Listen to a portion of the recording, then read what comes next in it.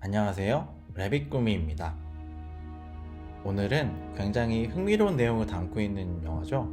영화 암수살인에 대해 이야기를 나눠보겠습니다.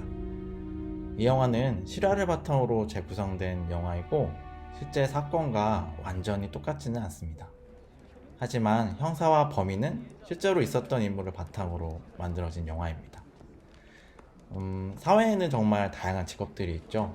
일반적으로 다른 사람의 직업에 대해서는 자세히 알기 어렵습니다.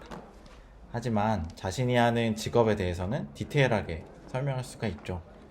특히 하나의 직업을 10년 이상 경험한 사람들에게는 그 사람들만의 노하우가 있습니다.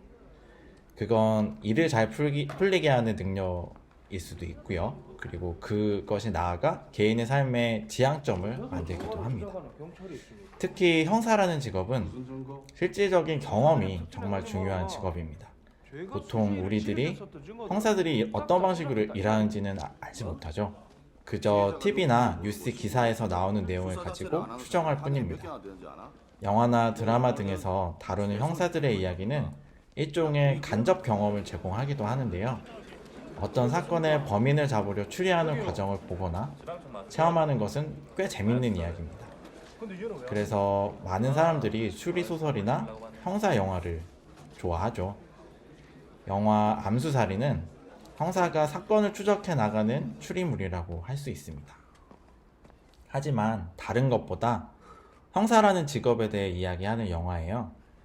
형사가 어떤 식으로 일하고 그리고 어떤 식으로 사건을 추적해 나가는지를 디테일하게 보여주는 영화죠. 특히 영화 주인공인 그 김영민 형사가 나오는데요. 이 사람은 그 마약 전담반에서 일하는 사람입니다. 그는 어느 날 감옥에 있던 살인범 강태호가 추가 범행 자백을 하게 돼서 그걸 이제 받게 되죠. 그것이 진실인지 거짓인지는 알 수 없습니다. 하지만 그것에 어느 정도는 진실이 포함되어 있을 거라는 느낌으로 어떤 직업적인 접근 방법을 찾아서 해결하려고 해요.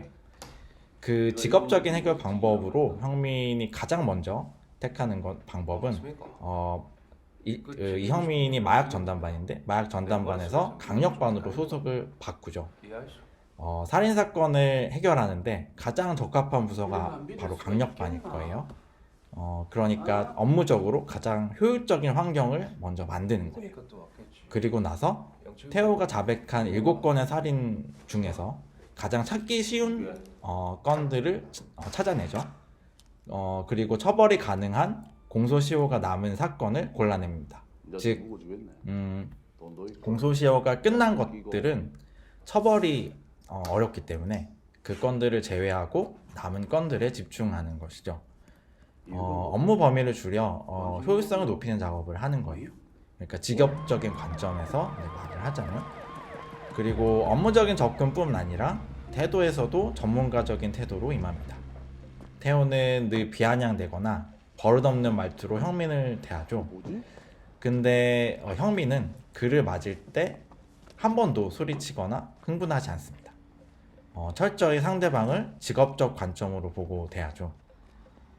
태호가 당황스럽게 하거나 화가 나게 하는 그런 말을 해도 그저 차분하게 인내하면서 다음에 어떤 걸 할지, 어떤 방법을 쓸지를 고민합니다.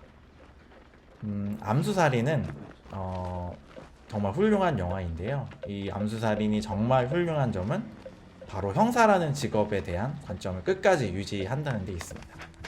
형민이 사건을 추적하고 실종자 가족을 만나는 장면은 정말 사실적으로 그려져 있어요. 특히 태호의 범행을 확신하고 특정 시술을 받은 환자의 이름을 찾는데요. 그 모든 환자의 이름을 일일이 밤을 새가면서 찾아보죠. 그 장면은 진짜 형사들이 어떻게 정말 매달려서 수사를 하고 범인을 찾는지를 잘 보여주는 장면이에요.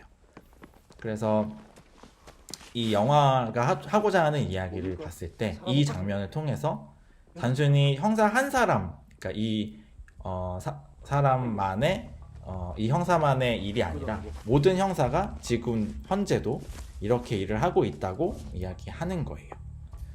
사실 영화는 감옥의 면회실에서 대화하는 장면이 많죠.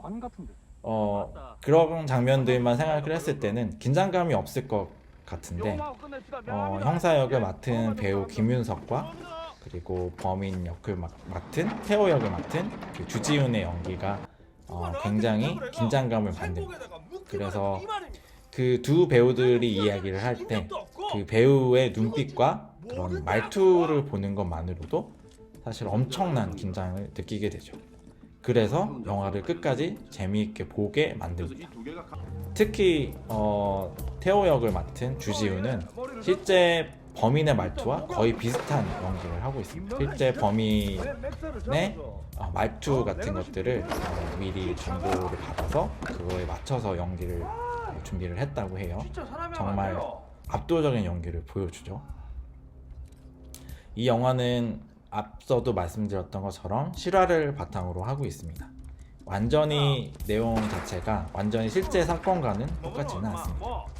황민의 실제 인물은 여전히 남은 자백들을 추적하고 있죠. 그리고 실제 태호 역의 범죄자는 감옥에서 생을 마감합니다. 자살로 생을 마감하는데 죽을 때도 이런 말을 남겼어요. 제가 한 말에는 진실도 있고 거짓도 있어요. 라는 식의 아주 애매한 유언을 남기고 죽습니다. 어떤 것이 진실인지 누구도 알 수가 없습니다. 그런데도 이 실제 형사는 아직 추적을 포기하고 있지는 않습니다. 특히 아직 밝혀지지 않은 사건들을 여전히 추적 중이라는 그 영화의 마지막 문구가 나오는데요.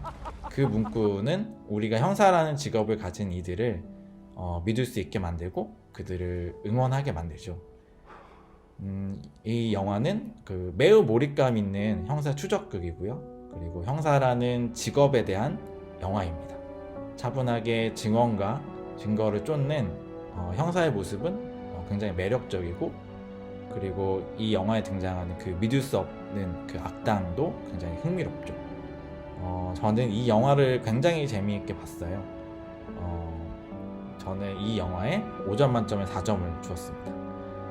형사들이 어떤 식으로 말하는지가 궁금하신 분들이라면 꼭 챙겨보시면 좋을 것 같고요.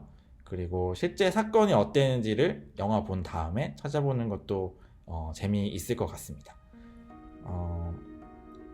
이상 영화 암수살인에 대한 이야기를 마치겠습니다. 谢谢，再见。